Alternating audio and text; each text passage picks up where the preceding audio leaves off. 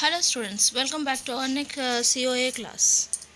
Okay, next class to be continue. In the previous class, we have came across what do you mean by memory reference instruction, register reference instructions. These things we have discussed in our previous class. In today's class, we will be going to consider with our input, output, and interrupts. Okay, at the starting stage of your computer designing process, we used to take consider about the input devices and output devices. As you people already know that what do you mean by input device and what is output device. An input device is nothing but which gives an input data to the system, so that is nothing but your processor, CPU. Output device is nothing but a system will give the output to the will provide the data to the other device, then that is known as an output device. If you are going to see in this slide, if you are going to see, this is nothing but a basic block diagram of our computer system. So let us take about that keyboard. If you see here, keyboard is nothing but it is an input device. It has been given to the system using a transmitter interface. Okay, and this transmitter interface, that is nothing but it is going to convert the language of your keyboard into the system language. Okay, and this system language will be, that is nothing but your digital bits, which is ones and zeros, will be placed in the register which is known as an input register. Okay, so we will be having an input register which is of 8 bits. This is mainly used to take the data from the external world. Okay, that is nothing but your input devices which is going to give the data to the system. Those data will be first stored in the input register. Okay, and with respect to this input register, we do have an input flag bit. There is a very important thing about the input flag bit, and it is flag bit of 1 bit, which gives the information to the system that there is some input data which is available in the input register. System will not be knowing that there is a data is here. System had got the data into the input register, so that thing will be known by using this particular flag bit, which is known as an input flag bit, and it is of 1 bit. Okay, then once the data is available, once the system knows that the data is available in the instruction pointer, then that data will be moved to the accumulator. Why we are moving the data to the accumulator is nothing but, as we know that our system always works with an accumulator register only. Okay, now based upon the requirement, based upon the application, we will be going to process that particular data. Once the process of the data has been done, then the results will be there in the accumulator. Okay, so till here it is nothing but your input stage. Now let us see that in output stage how it is going to work.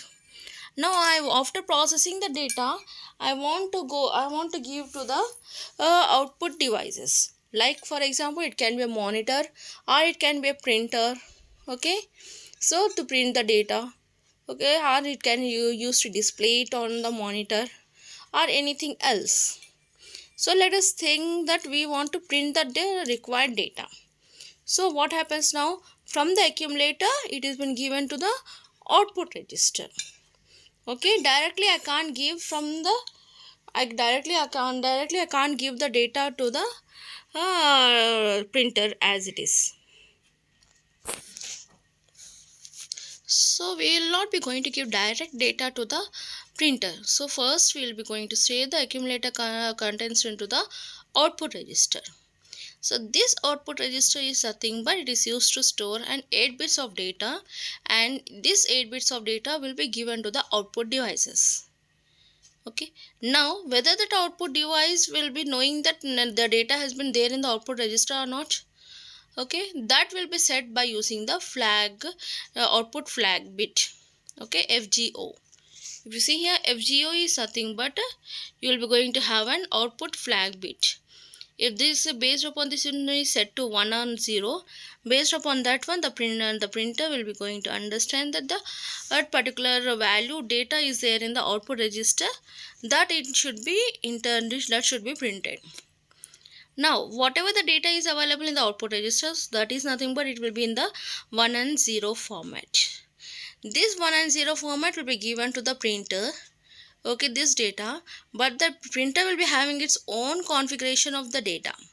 So to convert that particular ones and zeros to the given language of your printer, we will be using a receiver interface, okay, which is the serial communication interface. Okay, this will be going to convert a computer language into the printer language, and the data will be given to the printer, and the printer will be going to take the printout of your, it will be giving the printout for the given data. So this is a basic process which will work internally. Okay, now what happens here is, if you are going to see, let us see the discussion over here. The terminals, that is nothing but your input and output terminals, either will send the data or receives the data in the serial format. So okay, so the input and output device always sends the data or receives the data in the serial form. That is nothing but it will go with the serial communication. What you mean by serial communication? A serial communication is nothing but when we send a bits 1 bit by 1 bit, then it is known as a serial communication. If you go with a parallel communication, a parallel communication is nothing but directly I will send directly I will be sending a bunch of bits together at the same instant of time. The same instant of time I am sending more bits at a time, then it is known as a parallel communication. Okay, so what is the advantages of serial communication, parallel communication? We don't require over here, and we will not be going to discuss over here. You have already have an idea, I think so. Okay, and it is not required in our subject as of now. Next comes to the next part. The serial information from the keyboard is shifted into the INPR, which I have told you. Next, the serial information for the printer is stored in the output register, which is nothing but out R. INPR and out R communicate with the terminals and serially and with the accumulator in parallelly. So this is an important point you need to keep in mind, that this input register and output register will be going to communicate with the terminals, that is nothing but your input device and output device in the serial communication way. But internally to the computer, internally inside the computer, you always go with a parallel communication, that is nothing but a bunch of bits will be communicated directly to the accumulator. Okay, so that you need to keep in mind. The next is nothing but the flags. What is the use of the flags? These flags are needed to synchronize the timings between the IO device and the computer. Why? Because your input and output device will work very slowly when compared to a system processor. Okay, both the device will not be having the same timing of manipulation of the data. So to synchronize that particular thing, you will be using this particular flag bits. Okay, so now if you see here, these are the basic registers which are there in our system. What are those basic registers for your input and output devices? One is INPR, which is input register 8 bits.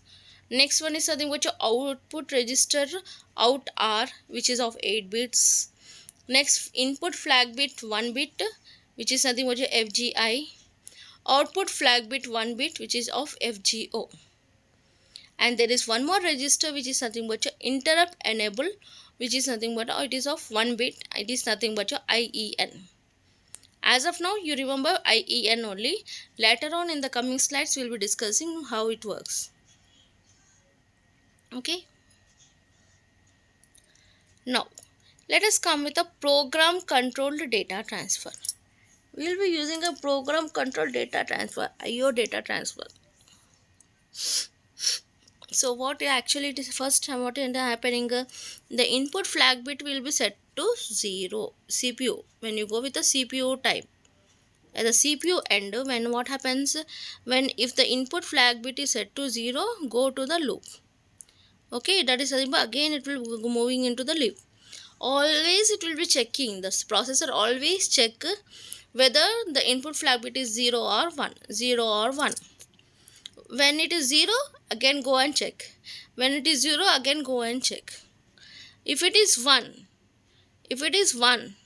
then what happens? It comes to the next one. What happens here? INPR, input register value, will be loaded into the accumulator. Okay, this is related with the input function. Now output function. So initially your output flag bit will be set to 1. So loop is nothing but if the output flag bit is 0 or not. If it is 0, then it will be stayed in the continuous loop. Why? Because it assumes that there is no data is available in the output register if the flag bit is 0. Output flag bit is 0. If the output flag bit is 1, what happens? The accumulator contents will be moved into the output register. Okay, and it will be set to the output flag to 0. Again it will be there in the same loop. Let us see the flowchart over here. Input flag bit is 0. Start the input. Okay, now it always check whether it is equal to 0 or 1. If the input flag bit is 0, again it goes and check, routine checkup period. Routinely it will check that whether the input flag bit is 0 or 1. It is 0, it again go and check. It is 0, again go and check. If it is 1, then what happens? Input register value will be moved into the accumulator. Then still more characters are there to do the functionality. Still more data you are going to get it from the input device or not. If yes, then it is going to the flag input bit. Again it checks whether it is 0 or 1. If it is no, then it is going to end the input conversions. Now what happens in the output side? When the flag bit output flag bit is equal to 1, it will start the output. Okay, it will check whether output flag bit is 1 or 0. If it is 1, it will be there in the same loop. If it finds it as 0, then what happens? Whatever the output register is there to consume the output register value, then 1 will be moved, your output flag bit will be set to 1 and sees whether more characters to be printed or not. If it is no, then it ends the process. If it is yes, again it goes back and again it checks for that one data in the output register. So what happens at the IO device level? This is with your processor side. What happens to the IO device level? So what happens to the IO device level? Coming to the IO device side. So initially what happens? Your flag input is 0. If the flag input is 1, it will be stayed in the loop only. Once the flag input becomes 0, what happens? New data will be moved to the INPR and the flag input bit will be set to 1. Okay, if the flag input flag output bit is out at the output side, what happens? If the flag output bit is equal to 1, then it will be there in that loop only. And if it is 0, what happens? It will be going to consume the output register. That is, it is going to read the output register value and you will be going to set your flag output as 1. Okay, with respect to this one, this is your flow chart.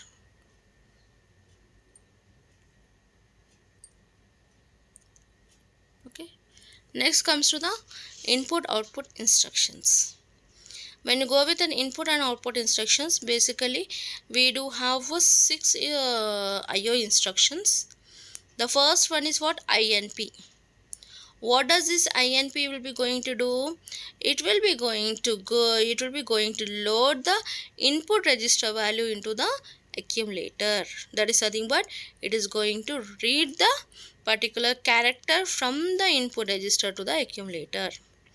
Out is nothing but your instruction. From accumulator, I am going to move the value into the output register, outer. Next is what? SKI. SKI instruction is nothing but your skip on input flag. That is nothing but we are going to skip the input flag bit. Next, SKO is nothing but skip on output flag. Next is what? ION, interrupt enable on, interrupt enable off. So these are the instructions which is related with your input and output instructions. Next comes to the program control IO. No. So if you are going to see, let us go to the flow chart here. What happens in the flow chart if you are going to see in this program control data transfer, each time, each and every second, what happens? Yes, your CPU always checks the flag input bit, each and whether the data is there or not, after some time again it goes and checks whether the data is there or not. For after an execution of each and every instruction, after processing a particular data, so it always goes and checks that whether any flag input bit is set to 1 or not. If it is set to 1, then data is there in the input register. We need to read the data and it needs to process. So each and every time it is going and checking. So during that time, what happens? Your processor time is been wasted. Yes or no? The processor time is been wasted. So the disadvantages of your program controlled IO is nothing but, let us discuss. Continuous CPU involvement. IO takes a valuable CPU time. What happens? Input and outputs will be taking, always takes a valuable CPU time. Why? Because always CPU goes and it will check whether the data is there or not, whether the data is there in the input register or not. So it is wasting, your CPU is wasting its time by always checking out. So due to this one, what happens? The CPU slow down to the IO speed. So what happens? Your CPU speed will be going lesser to the IO speed, input output speed. So as you people know that input and output device will work slower than the CPU process. Okay, these are the nothing but your two disadvantage. Yeah, advantages of this one is nothing but, whereas program control IO is nothing but simple. Why? Because we don't require any hardware circuitry or anything. With less number of hardware circuit have some instructions, you are going to finish with this particular thing. So it is simple and it requires least hardware, that is nothing but very less hardware. Okay, so that is nothing but your program control input and output. So to reduce this disadvantage, that is nothing but to increase the CPU speed of operation, they came with a concept known as an interrupt concept. So before this, we never used to have interrupts.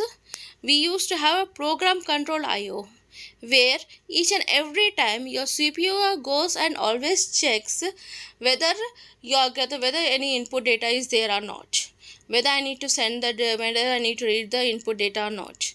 So each and every time it goes and checks. So what happens? Your processor is wasting its time. Due to that one, its speed of operation has been reduced.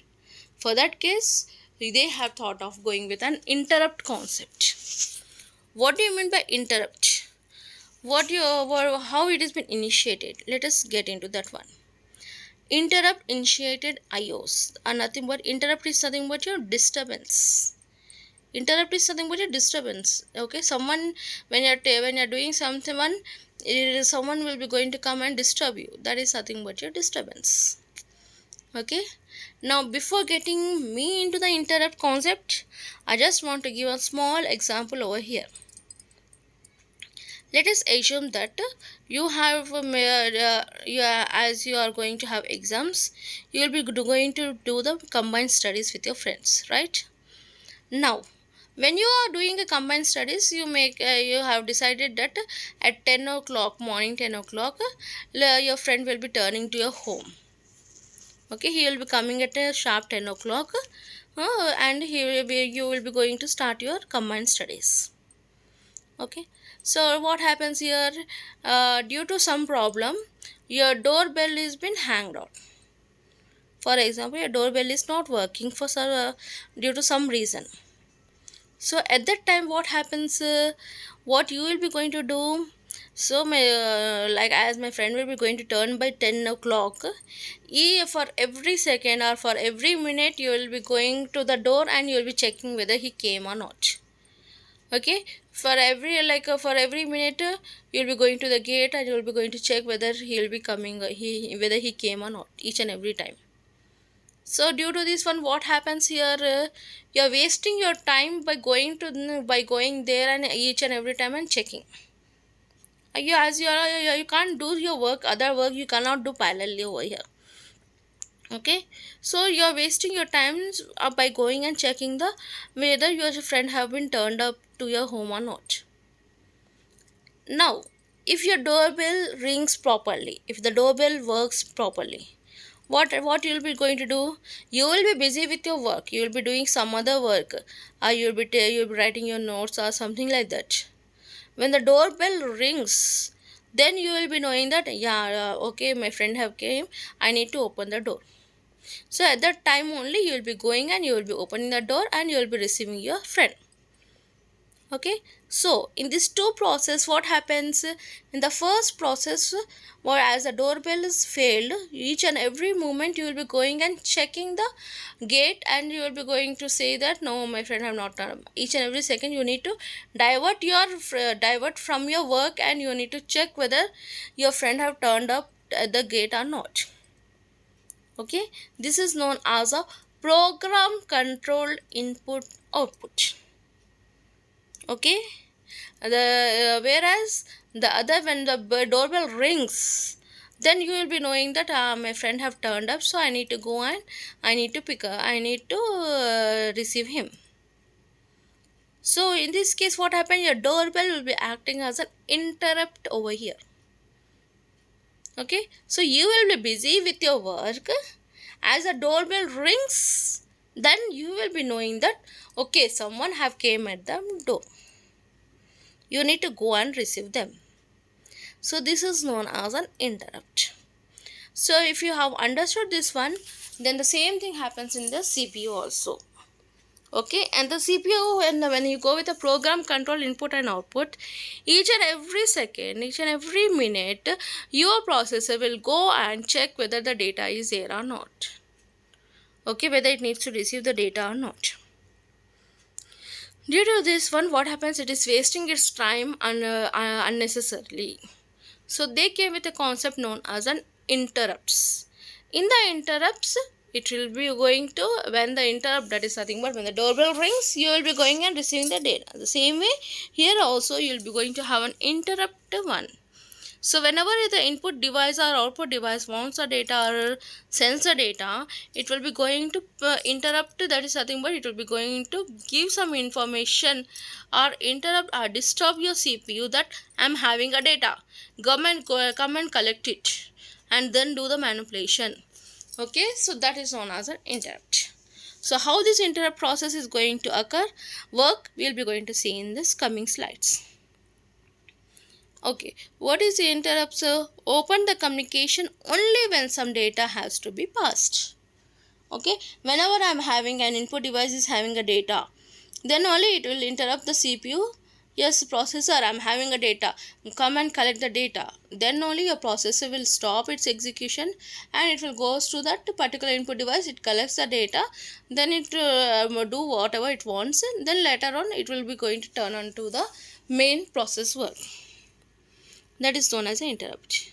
So what happens here? The I/O interface, instead of CPU, monitors the I/O device. What happens? The I/O will be going to interface to the CPU. So instead of going CPU each and every time, processor goes to the I/O device to check whether he is having a data or not. Instead of that, what you will be doing here is nothing but your I/O device will be interfacing, interrupting your CPU that I am having a data. Go and take and collect and to modify it. So that is nothing but your interrupt. When the interface forms that the I/O device is ready for the data transfer, okay, it generates an interrupt request to the CPU. Okay, so now there are many input devices and there are many output devices which are connected to the processor. So all the devices will be going to do the manipulation with the processor data, sending the data, receiving the data. Okay, now when it going to send the data or receive the data, what happens is nothing but all the device cannot interrupt the processor at the same time. So you will be having a particular interface, IO interface, input and output interface. So what happens, the input and output data will be giving the information to the interface that we are having a data. Once the data is there, the interface will going to interrupt your CPU. It generates an interrupt request to the CPU. Based on the interrupt request, your CPU will be going to start with its execution. So what it does, suppose your input data is ready. So your IO interface finds that the input device is ready to give the data. So your IO device will interfere your CPU. Once it interrupts the CPU, what's that the CPU will do? At the same instant of time, whatever the task it is performing, it will wind up that particular process instruction. Okay, it will process that instruction. Once it has been processed that instruction, it will be going to it will be going to provide the service to the particular input devices. Okay, it will go and collect the input device data, and then it manipulates and performs the service. Once it performs the service, then it returns back to your main program, and it will be going to do the past execution. Okay, that will be going to perform. So what happens, upon detecting an interrupt, the CPU stops momentarily the task it is doing and branches to the service routine to process the data transfer, and then returns to the task it was performing. So that is nothing but your CPU, how interrupts occurs. For this one, let us take one small example over here. Okay, let me explain with a small example how the CPU will be going to do. Now let us assume that I am taking your class. Okay, in the middle of the lecture, what happens is nothing but I suddenly remember that I will I ask one of the student to go and bring a book from the staff room. Any of the material, course material, I ask the student to bring from the staff room, which is available on my table. So what does the student will do now? The student will get up from his bench. He will walk through on the way to the staff room, and he will go to the table. He'll pick up the material which is available on my table. Then he will be going to return back to the class, class on the same route. Yes or no? Now let us assume that the student doesn't have its ability to think. That is something, but he don't remember anything. Okay, generally we do have an intelligence. We do remember the things that from where we have came, from where we have to go, what we need to do, we know as an intelligent. Now think that it is not a system. The student is not a human being. It is a robot, for example. Do a robot remember that where again he needs to return to the classroom? No. So at that instant of time, what happens is nothing but when a student gets up from his bench and he needs to return to this particular bench only, then he will be storing this particular bench address in a particular place. That is nothing but in a stack memory.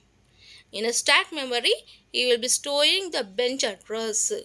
Then he will be going to the table. He performs all the operation, that is nothing but your performing the operations are nothing but your collecting the material over there. Then what happens after performing that collecting material everything, and it gives handover to the particular faculty? What it needs to do? It needs to return back to the bench. So when it needs to return back to the bench, it directly doesn't return back to the bench. It goes to the stack memory, where it saves the data of your address of your bench in the stack memory. It goes to stack memory, it retrieves the bench address. Based upon that bench address only, it returns back to the main program, that is something about a bench, and he will start attending the class. The same thing happens in the CPU. When a particular things when someone have interrupted your CPU, what does your CPU will be doing? Whatever the processor, that is the next instruction to be executed, that data, that memory address will be saved into stack memory. After saving that address into the stack memory, it goes to the interrupt program. Okay, interrupt who have interrupted. Based upon that interrupt, what is the program or service it needs to provide, that service program it will be going to execute. This service program, we are saying it as an interrupt service routine. Okay, ISR, which is something which interrupt service routine program will be executed. Once the interrupt service routine program have been done, it will be going back to the stack memory. It retrieves the address of your main program. Okay, then it jumps to the main program and it executes the main program which it is left in between. So this is whole process is nothing but your interrupts. Okay, so now how basically interrupt will be going to this how it is going to work we have discussed. Let us come with, based upon this interrupt, we do have a interrupt enable flip flop. This is nothing but IEN. This can be set to 1 or it can be set to 0 by an instruction. By using an instruction, it can set to 1 or it can be set to 0. When it is cleared, the computer cannot be interrupted. Okay, if the interrupt enable is cleared, it is 0, then the computer cannot be interrupted. That means that this particular interrupt enable flip flop will be giving the information to the IO device that you don't have that you don't interrupt me and you don't disturb me. I am doing some important task.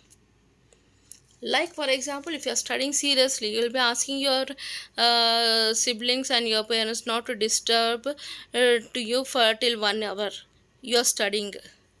Okay, at that instant of time, you will be, that is nothing but your IEN is nothing but it will be set to 0. If the IEN is set to 1, then when you study, if someone wants to any help from you, they'll come and they'll disturb you, and you'll go and you'll be performing, you'll be helping it, that is something you're providing a service to them, that one interrupt service. Okay, so once you have done that one, then you return back to your place and you will be start reading your books. This is nothing but your interrupt enable flip flop. If it is set to 1, then only you will be encouraging, the processor will be going to encourage the interrupts. If it is set to 0, the processor will not be going to encourage the interrupts. So the same thing, if you see here, there is a flow chart over here.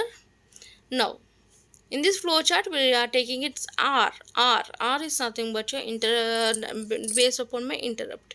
If R is set to 0, that means that only instruction cycle will be going to work. All the instruction one by one it is going to execute.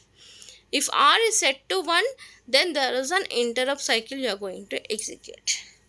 Okay, the whenever the CPU process the will provide a service to the interrupt, then that is known as an interrupt cycle. Okay, now let us see that how it is in going to work. Let us assume in the starting stage R is equal to 0.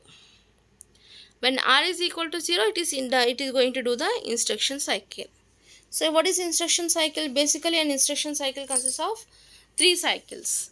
One is nothing but just 3 stages. One is nothing but your fetching of an instruction, decoding of an instruction, and execution of an instruction.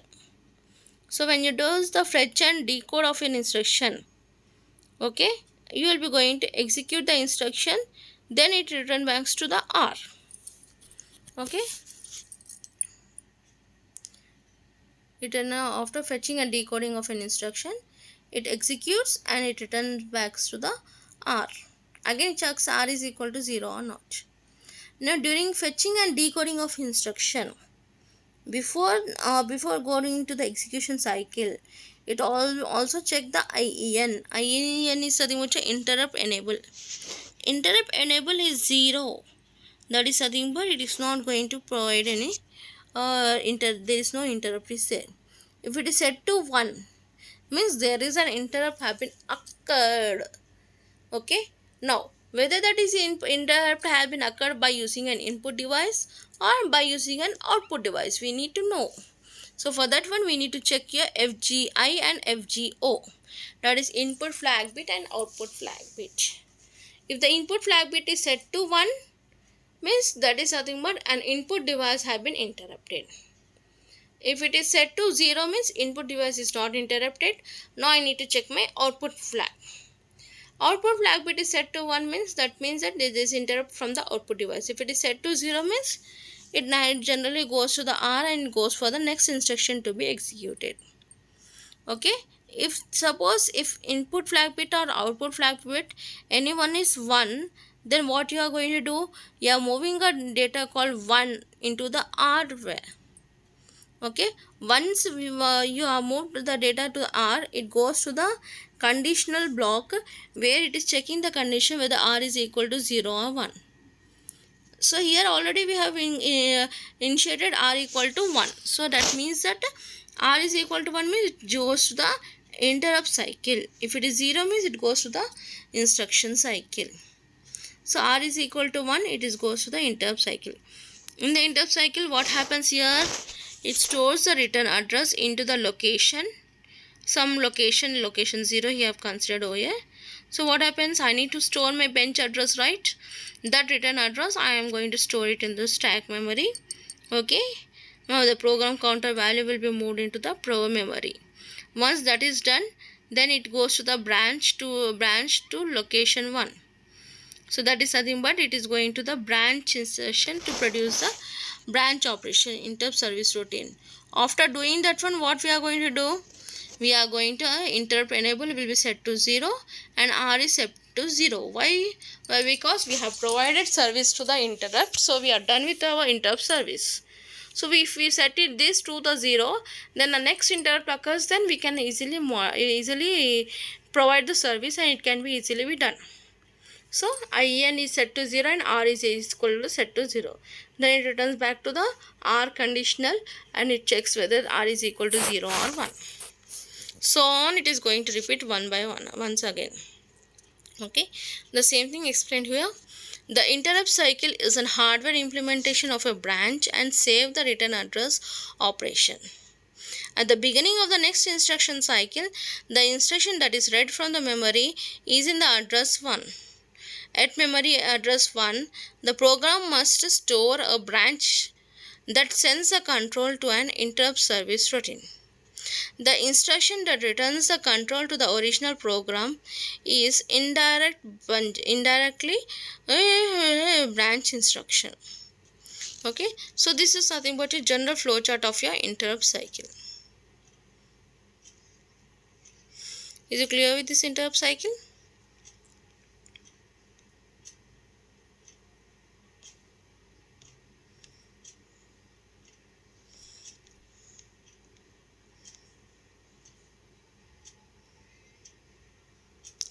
So this is regarding with your interrupt cycle.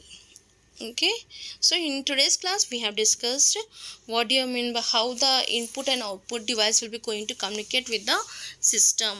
If it is in the two ways it is going to communicate, it is going to do the operation. One is program control input output and the second one is nothing but by using an interrupt initiated. In the starting days we used to have program control IO. After that they have came with an interrupt concept. So how this interrupt will be going to work, what is the interrupt cycle and flowchart we have discussed. Okay, so by this we have completed with our hardwired control unit. In the next class we will be going to come with the next part of your second unit, that is nothing but your micro programmed control unit. This next class is very important, micro program control unit. Why? Because this micro program control unit, damn sure you will be getting one question from that particular concept, micro program control unit, which as of now each and every system is using micro programmed control unit only. Okay, uh, let us see those things in the next class. Thank you for today's class.